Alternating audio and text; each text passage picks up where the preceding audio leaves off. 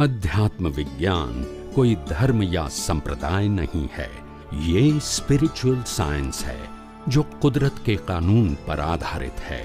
ये विज्ञान पूरे ब्रह्मांड के सभी रहस्यों को उजागर करता है और जीवन के सभी पहलुओं को समझने के लिए एक नई दृष्टि देता है। इसी को आर्ट ऑफ विजन कहते हैं, दुनिया को देखने की एक नई दृष्टि, जो अध्यात्म विज्ञानी परम पूज्य स्वामी श्री कमलेशानंद जी के निर्देशन में सनातन सत्य का अनुसंधान कर हमारे जीवन को प्रकाशित करे। जय सच्चिदानंद।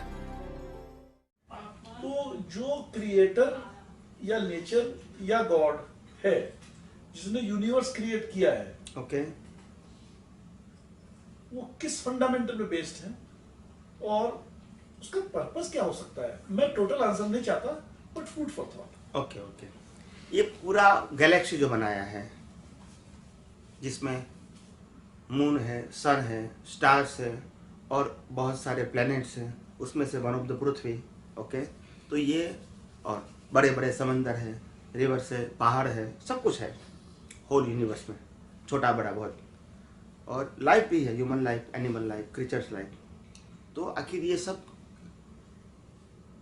किसने बनाया और क्यों बनाया?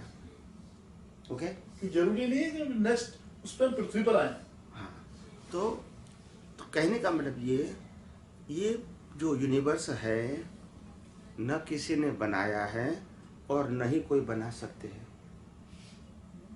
ये एवर लास्टिंग है, जिसका बिगिनिंग भी नहीं है, एंड भी नहीं है, मगर परिवर्तनशील है।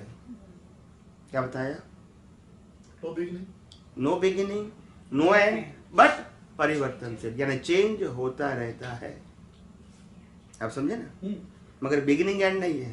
तो अगर क्रिएटर होता है तो बिगिनिंग होगी, और बिगिनिंग होगी तो फिर एंड होगा। यहाँ बिगिनिंग नहीं है, एंड नहीं है। मैं गैलेक्सी की बात करता हूँ, आप समझे ना? उसका बिगिनिंग एंड नहीं है, मगर जो प्लैनेट्स है उसमें चेंजेस समय समय पे आते हैं। That's it. कोई क्रिएटर नहीं है। अगर क्रिएटर होगा तो फिर हम कहेंगे उस क्रिएटर को किसने बनाया? वो तो एंडलेस क्वेश्चन है ना, वो endless question. Big bang theory है कि बिग बैंग एक बैंग हुआ और जीरो से बैंग हुआ वो, और वो एकदम यूनिवर्स एक्सेलरेट हुआ और वो आज इस फॉर्म में, आज भी एक्सेलरेट हुआ है, थोड़ा थोड़ा बढ़ रहा है यूनिवर्स। लेकिन शुरू में तो एक सेकंड के अंदर ही अरबों गुना बढ़ गया। तो इसका कोई महत्व खास नहीं है। ये जो आप सैटेलाइट अभी देख रहे हो और इलेक्ट्रॉनिक्स मीडिया अपना सैटेलाइट और एंड थ्रू सैटेलाइट, ये पेपरलेस थियरी, फोन वगैरह सब कुछ गैजेट्स वगैरह आपको अभी दिख रहा है। आई होप के विदिन अ मैक्सिमम 50 ईयर्स के बाद ये सब कुछ नहीं होगा। आगे बढ़ जाएंगे, खत्म हो जाएगा। खत्म हो जाएगा। आगे बढ़ने की बात ही कहाँ है? अभी यही तो हम सफ़र नहीं कर पाते हैं, तो आगे क्या बात है? अभी आप देखो, हर जगह पे जाओगे लोग ऐसा ही करता है, जैसे इंसान है ही नहीं, उनके पास मोबाइल लाइफ है, is alive but attach with the जड़। आप ये प्रेडिक्ट कैसे कर सकते हैं? आप एक तरफ कह रहे हैं कि प्री डिसाइडेड एवरीथिंग, तो हाउ यू नो दैट कि दिस इज प्री? हाँ, coming event cast their shadows before.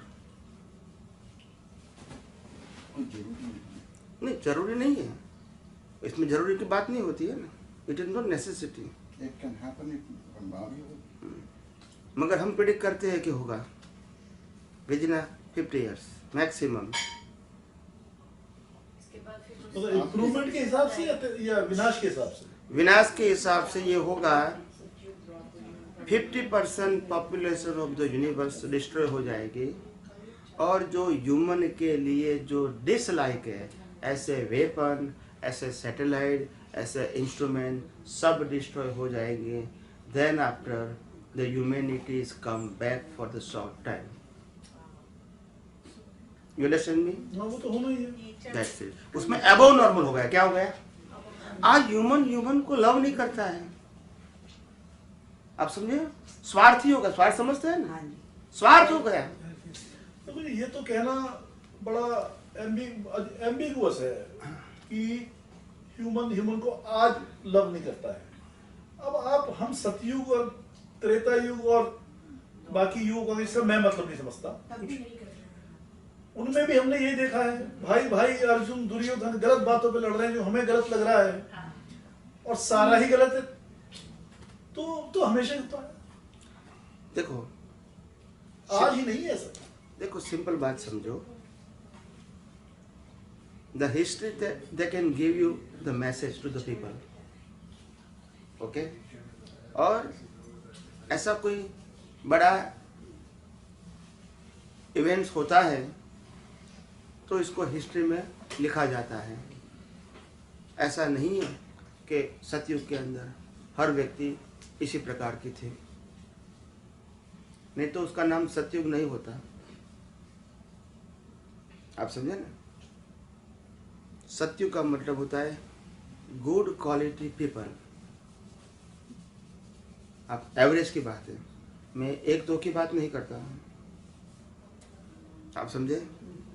और अभी average bad quality people maximum